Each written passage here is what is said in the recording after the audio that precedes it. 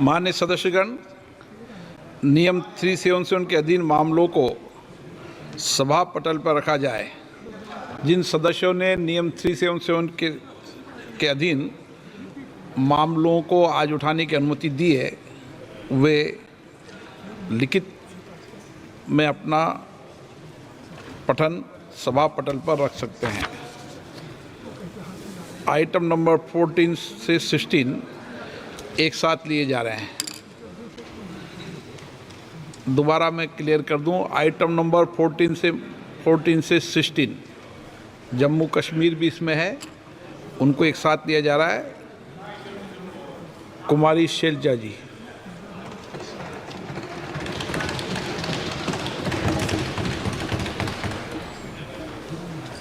धन्यवाद अध्यक्ष महोदय। सर, मैं सबसे पहले बधाई देना चाहूँगी बतौर महिला फाइनेंस मिनिस्टर को, वित्त मंत्री महोदया को, कि इन्होंने 7 बार बजट पेश किया है, 6 बार बजट पेश किया है। साथ में बतौर कांग्रेस एमपी मुझे इस बात की भी खुशी है कि इन्होंने बहुत बड़ा दिल दिखाया है और हमारा मैनिफेस्टो पढ़ा, जिसे बड़ी मेहनत के साथ हमने तैयार किया। हमने कोई गारंटी इनकी सरकार की तरह, मोदी जी की गारंटी की तरह नहीं कहा, लेकिन हमारे नेता राहुल गांधी जी ने पूरे देश में जा जाकर लोगों को गले लगाकर उनकी दुख तकलीफ समझकर इस मैनिफेस्टो को सबके साथ मिलकर तैयार किया। और इन्होंने हमारा मैनिफेस्टो पढ़ा, अपनी गारंटी को साइड में रखा और हमारे मैनिफेस्टो को लागू किया। मैं इनकी बहुत शुक्रगुजार हूँ। अब मैं इस बजट को क्या बोलूं?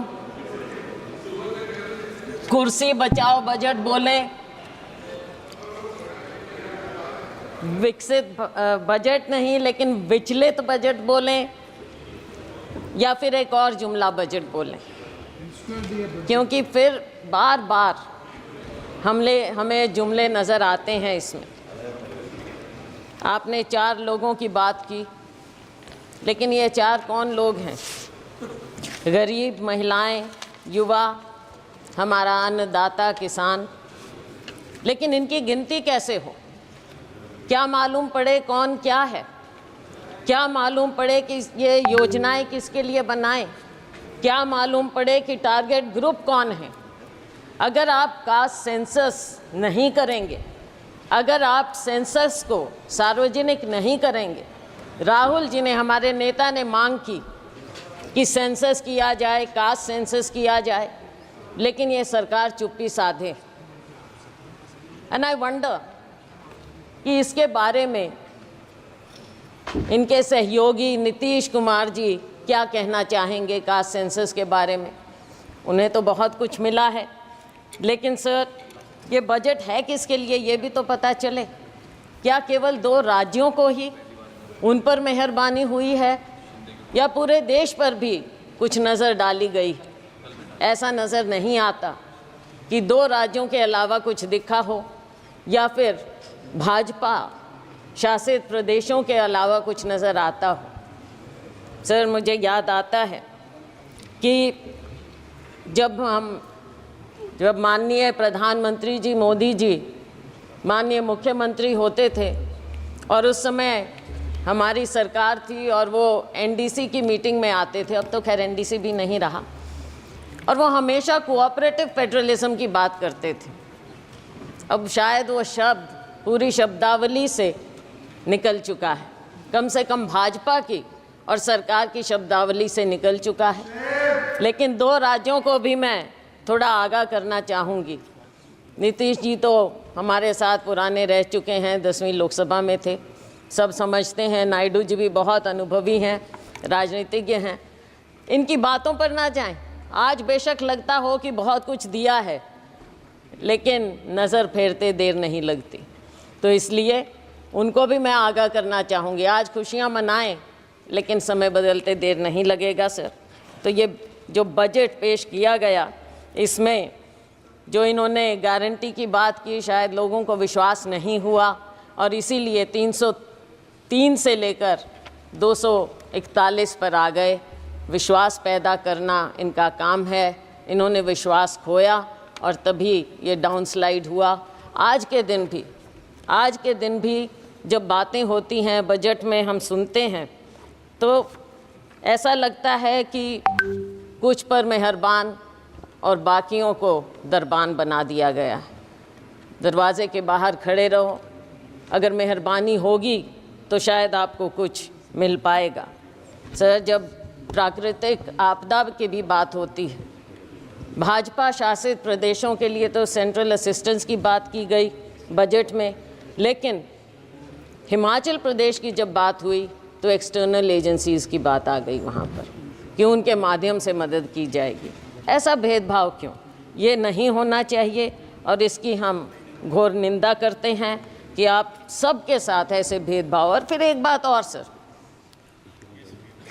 हरियाणा, महाराष्ट्र, झारखंड और शायद जम्मू कश्मीर चुनाव की ओर जा रहे हैं, पर ऐसा लगता है कि सरकार ने पहले ही हार मान ली। इन राज्यों का जिक्र तक नहीं, 3 राज्यों का जिक्र तक नहीं हुआ, कुछ दिया तक नहीं।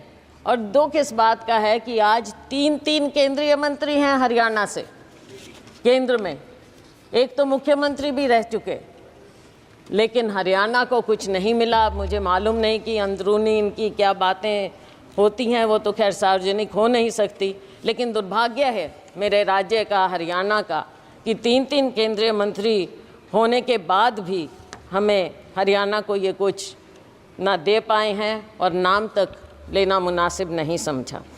सर, किसान की बात है, किसान की आय दुगनी करने की बात कही गई।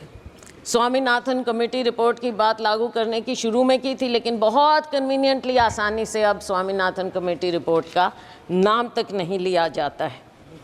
एग्रीकल्चर का, कृषि सेक्टर का बजट आधे के करीब हो गया है।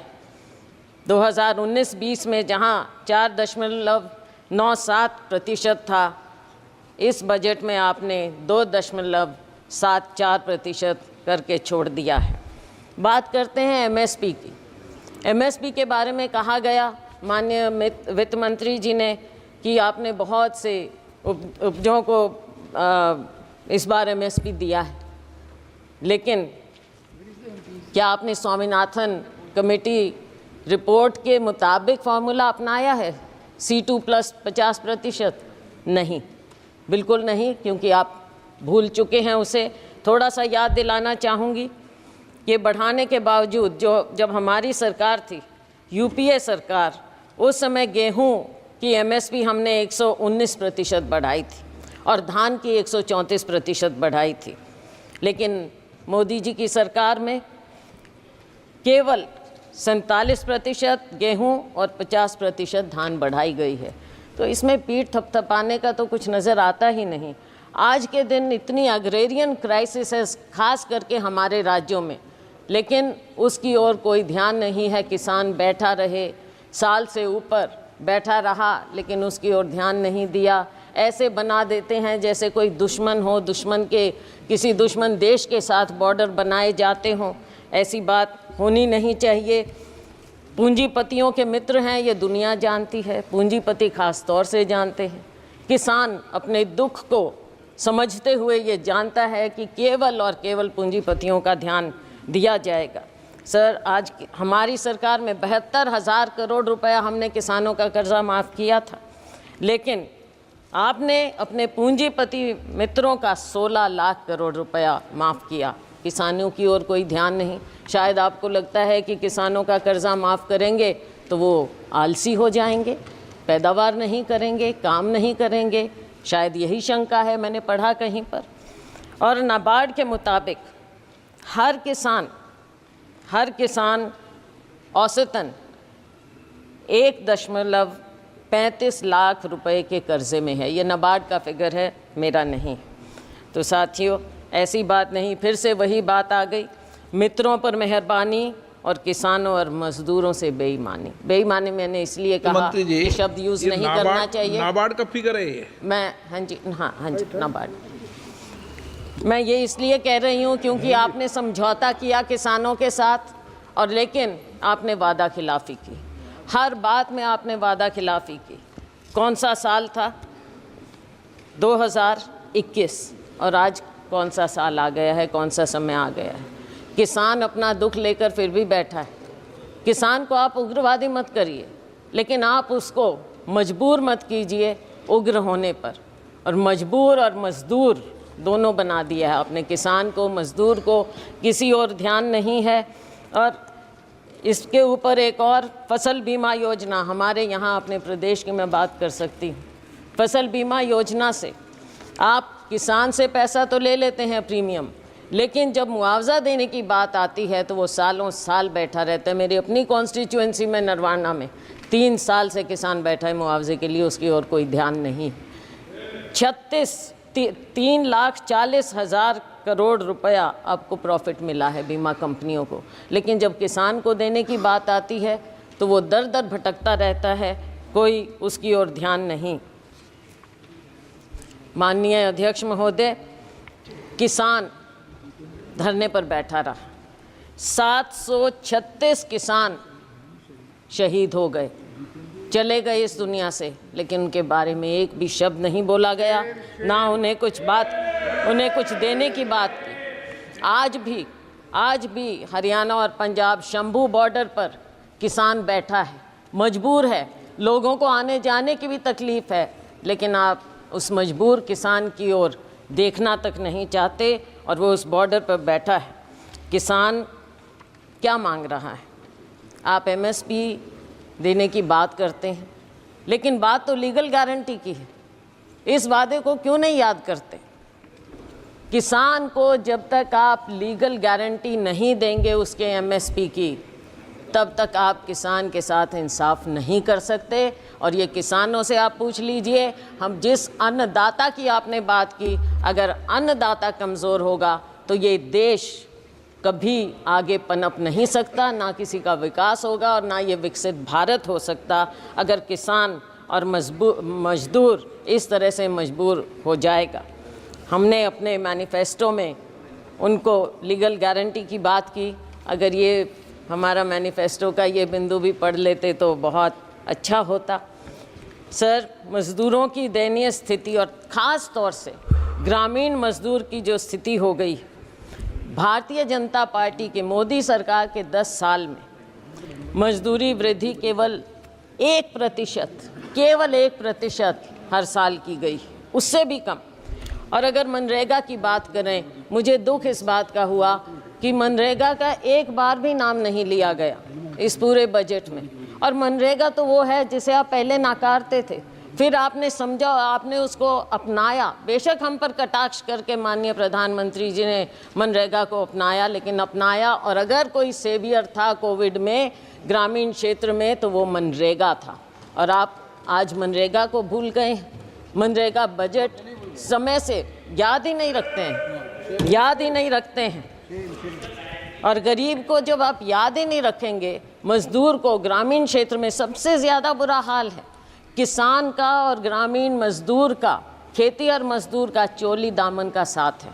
आपने दोनों को भुला दिया है। देश कहाँ आगे जाएगा? केवल पूंजीपतियों के लिए। ग्रामीण क्षेत्र में भी आपने पूंजीपतियों को घुसा दिया, और वो भी बड़े बड़ों को।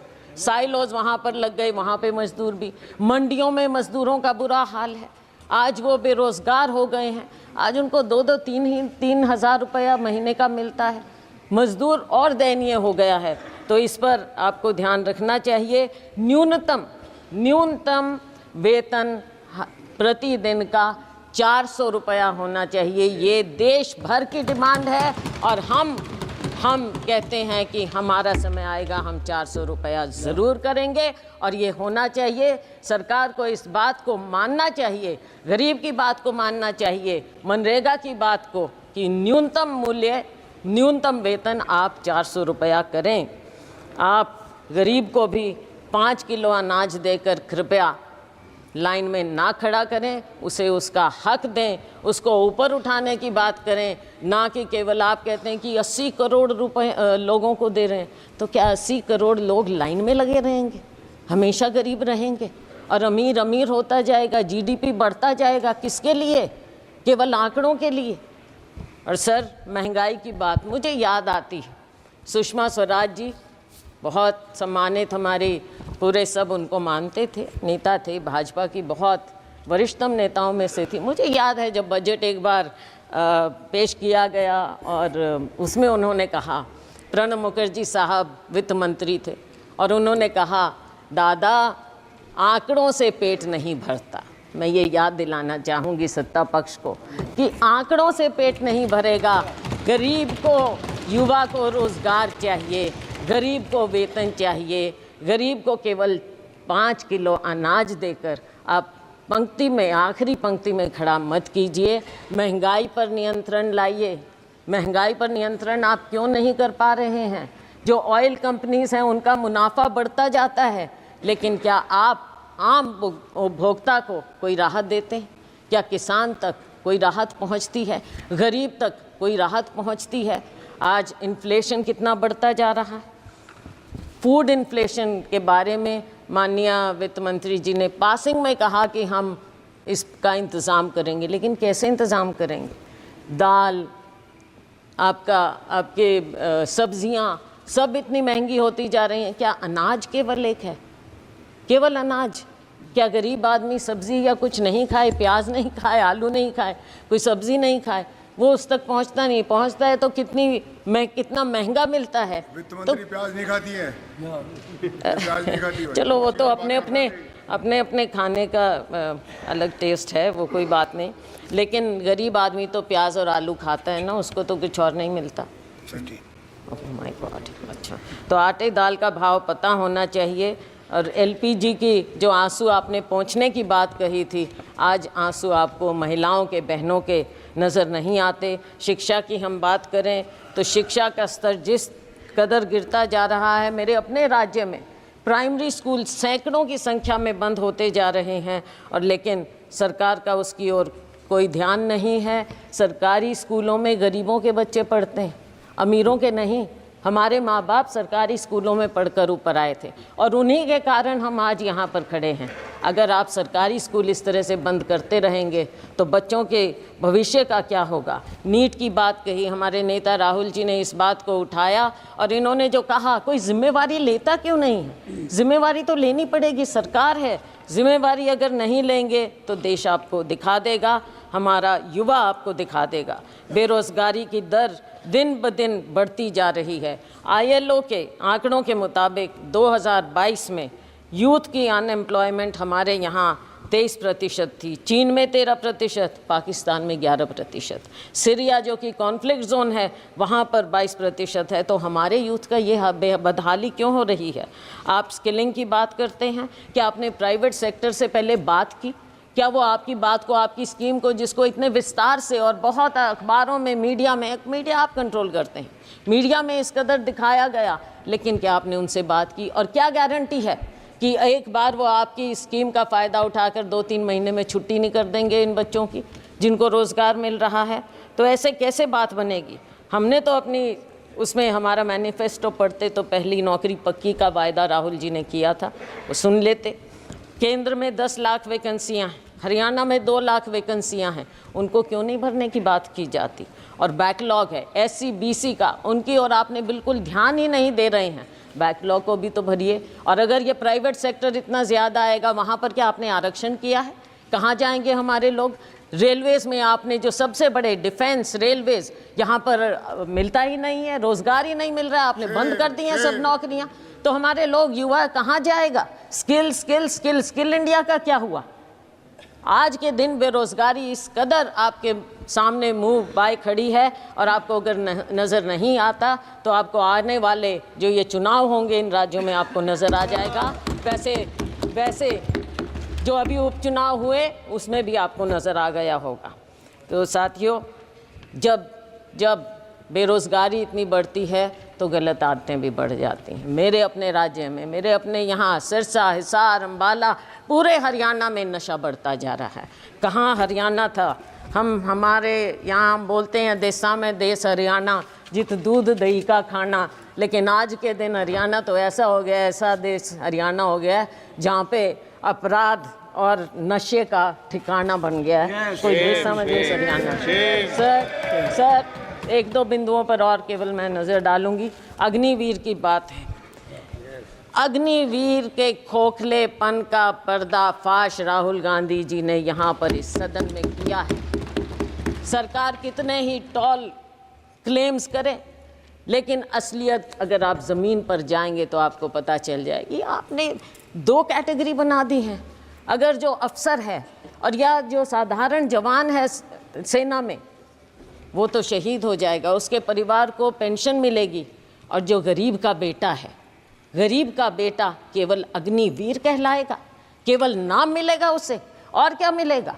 कैसे जाएगा वो? आप सेना के साथ भी नाइंसाफ़ी कर रहे हैं, हमारे युवा के साथ भी नाइंसाफ़ी कर रहे हैं, हमारे जवान के साथ आप नाइंसाफ़ी कर रहे हैं। सर, हरियाणा की आबादी देश की लगभग 2% है, लेकिन सेना में हमारा हिस्सा 10% के करीब है।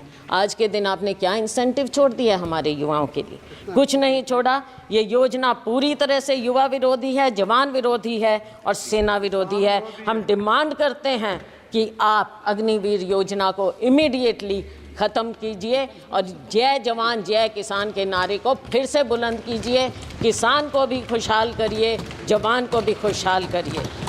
सर, SCBC की बात मैंने कही, ना बैकलॉग ख़त्म किया जा रहा है और ना नई नौकरियां मिल रही हैं, ना प्राइवेट सेक्टर में कुछ इनके लिए है, और ना इनकी scholarship, pre matric, post matric scholarship के साथ जो जिस तरह से नाइंसाफ़ी की जाती है, समय पर बच्चों को दिया नहीं जाता।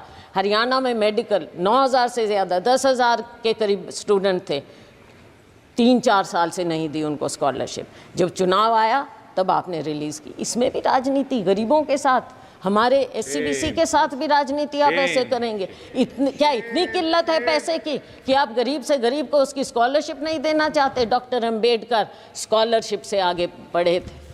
डॉक्टर अंबेडकर इकोनॉमिस्ट थे, लेकिन अगर आप बच्चों को मौका ही नहीं देंगे, वो कहाँ से आगे निकलेंगे? माननीय सदस्य, ये संसद है, हरियाणा विधानसभा नहीं है। सर, इसका जवाब कैसे देंगी? सर, बजट है। सर, बजट तो है।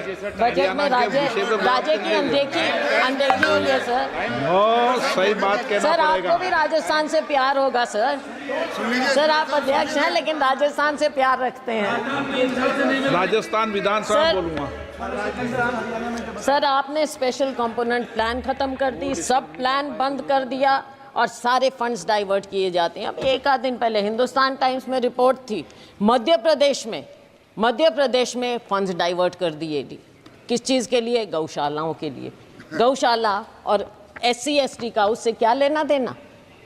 लेकिन SC ST के फंड्स आप गौशालाओं में दे रहे हो, तो ये कहाँ से ये डाइवर्जन हो रहा है? सरेआम डाइवर्जन हो रहा है। क्यों डाका डाल रहे हैं गरीबों के बजट पर, SC ST के बजट पर? सर, जहाँ तक कि हेल्थ की बात है, हेल्थ का एक्सपेंडिचर भी गिरता चला जा रहा है और पिछले समय में 2% के करीब आपने 2 साल बजट एस्टिमेट्स में और एक्सपेंडिचर में फ़र्क आ गया है सर, तो आगे वो गिरता ही चला जाएगा। और सर, आपकी कमिटमेंट हेल्थ सेक्टर में कोविड में देखा, लेकिन उसके बाद भूल गए। मैं एक और, आप सर बुरा नहीं मानना, अपना राज्य होता है, थोड़ा सा मेरे को बोलने दीजिए। सर, हरियाणा में माननीय प्रधानमंत्री जी ने फाउंडेशन स्टोन रखा था आयुष यूनिवर्सिटी का, क्या हुआ उसका? आज तक एक पत्थर नहीं लगा है कुरुक्षेत्र में, एक पत्थर। माननीय वित्त मंत्री जी पता करें। और सर, सिरसा में मेडिकल कॉलेज का नींव पत्थर माननीय प्रेसिडेंट साहब ने, राष्ट्रपति महोदया ने रखा, वहाँ भी टेंडर तक नहीं हुआ है, तो कैसे होगा? ये हेल्थ के प्रति है। आप बच्चों के बारे में एक शब्द नहीं। कुपोषण सबसे ज़्यादा हमारे ग्लोबल हंगर इंडेक्स के मुताबिक 2023 के मुताबिक 125 देशों में इंडिया की दर 111 है। पिछले साल 107 थी, इस साल 111 पर हम आ गए हैं। भूखमरी, कुपोषण, बच्चों के लिए क्या हो रहा है। अब वर्किंग महिलाओं के लिए, महिलाओं की बात अगर हमारी बात सुन लेते, राहुल जी ने प्रॉमिस किया कि हर गरीब परिवार में हम एक महिला को 1 लाख रुपया देंगे। अगर आप दे देते महिलाओं का तो अपने आप उद्धार हो जाता। थोड़ा सा सुन लेते, हमारी थोड़ी बात मान लें, इसमें कोई शर्म की बात नहीं है। आपके पास आइडियाज़ नहीं हैं, हमारे पास हैं, हमारे आइडियाज़ ले लें, सुझाव ले लें तो देश का भला हो जाएगा, बहुत भला हो जाएगा। हमारे पूर्व मुख्यमंत्री जी यहाँ पर अब मंत्री हैं, बहुत बढ़िया उनके पास मंत्रालय हैं, लेकिन अगर शहरों की बदहाली, आप एक तो नाम बदलने का बड़ा शौक़ है, अब सिर्फ इसलिए क्योंकि JNNURM राजीव आवास योजना रखा, नाम से आपको थोड़ी दिक्कत है, शायद नफ़रत है, तो वो नाम बदल दिए स्मार्ट सिटी। अब सर स्मार्ट सिटी फरीदाबाद में, आप अगर 2 कदम पर है Faridabad, it is an overgrown urban slum. कहाँ से स्मार्ट सिटी है वो, किस हिसाब से, कचरे के ढेर हर जगह। और मिलेनियम सिटी गुड़गांव, खुद कॉलीग वहाँ से मंत्री, वहाँ से MP, 2 दिन पहले उनका इतना बड़ा इंटरव्यू छपा था कि वहाँ पर क्या बदहाली है गुड़गांव में कचरा प्रबंधन की। आप उनकी ही बात सुन लें क्या हो रहा है। मैं उम्मीद करती हूँ कि आपस में कॉलीग्स, जो माननीय पूर्व मुख्यमंत्री हैं, वो अपने यहाँ पर कॉलीग की बात सुनेंगे, दूसरे फरीदाबाद में एक और कॉलीग हैं केंद्रीय मंत्री, उनकी बात सुनेंगे। इन शहरों का तो थोड़ा आप कल्याण करिए। मैं जानती हूँ आप हताश हो चुके हैं हरियाणा की तरफ से, लेकिन हरियाणा के लोगों का 10 साल आपको मौका मिला, कुछ तो कर दीजिए, कुछ तो कर दीजिए हरियाणा का।